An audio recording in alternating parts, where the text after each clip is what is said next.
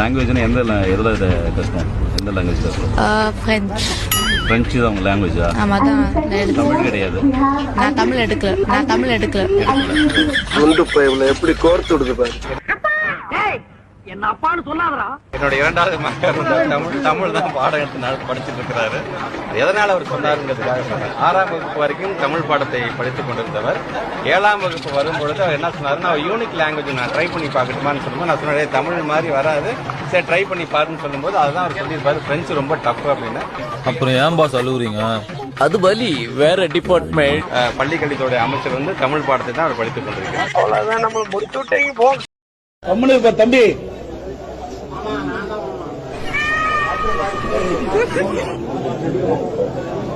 இடையில பேசாதப்பா.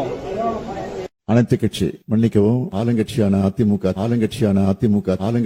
அதிமுக தவிர்த்து எதிர்கட்சியான பதட்டத்தில் இருக்கிறேன் நான்.